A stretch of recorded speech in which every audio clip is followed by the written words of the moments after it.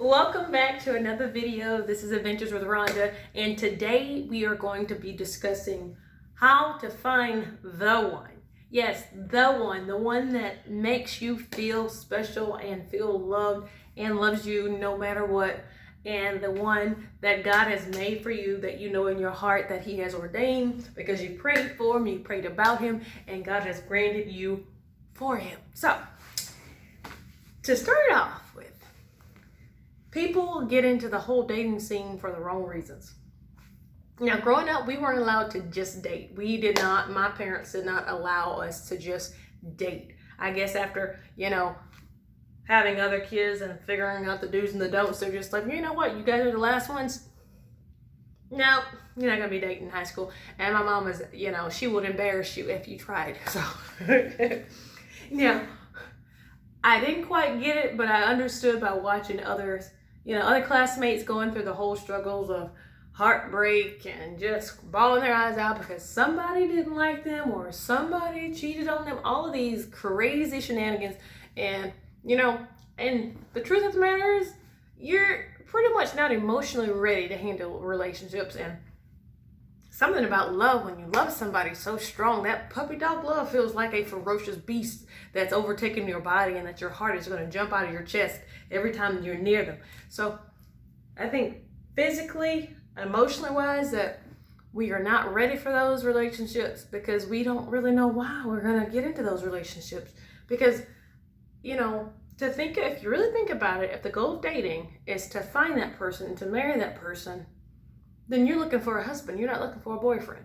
That's bottom line. You're not looking for a husband if you're trying to figure out who you're going to date next. Like, oh, that person is cuter, I'm going to date them the following.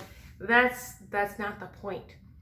If you truly look at the idea of dating as a form of finding a husband and not a boyfriend, your priorities are all changed. You don't have that same kind of mentality thinking, okay, I can see if this is going to work, and then I can, maybe if I find somebody else better, I can just get rid of you. Going in with the wrong mentality. First, if you're not compatible, if you don't know that person's interests, or if you like the same things or have something in common, then what's the point?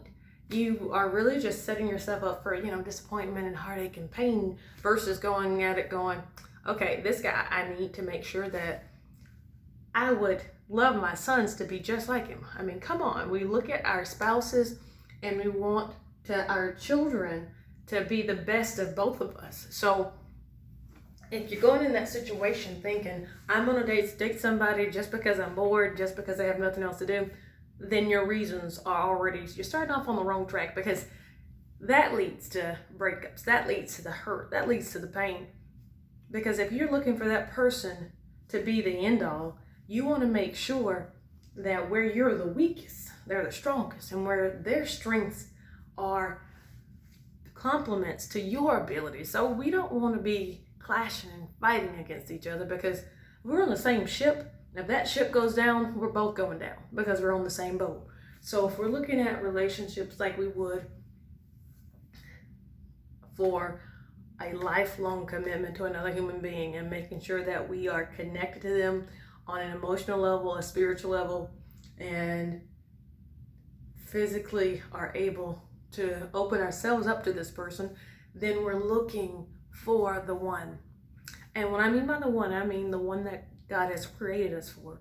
And these decisions you have to pray about, because God knows these people. We don't know. People can tell us anything, and they can say, oh, well, I'm this and I'm not that, and I'm this and I'm that. And then you get married to them, and then they're completely a different person. You are like, who is this I am waking up next to? What is going on? Somebody save me from this. So we want to make sure that we're dating and that our mind is right, that our heart is right.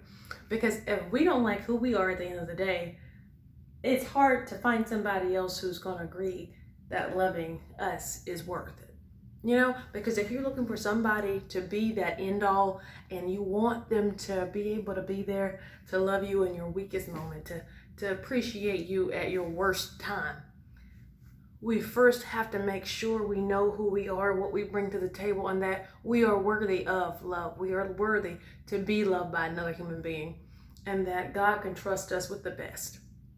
Because if we're not good for ourselves, if God gives us good gifts, why would he give us to somebody else to be hurt by, to be berated by, to be mistreated by? Our God is too good for that. And so our hearts need to represent and reflect the love of our Father. Because if you don't love God and you come into a situation, that trust issue is already out the door, because, God is watching all of us. So regardless if we are there or not, we should have that trust to know that he's a mighty man of God, and he's not going to disrespect our home or me, because our King of Kings is watching over us. So I am his potential wife, but also I am the daughter of God. So we want to make sure we know our boundaries. We know what we need as a person, what speaks to our heart, what makes our heart feel loved, what makes us smile, what makes us sad, because all of these things go together. Stay tuned. We're not finished. We're going to have another video coming up shortly. Subscribe. Stay tuned. There's more to come.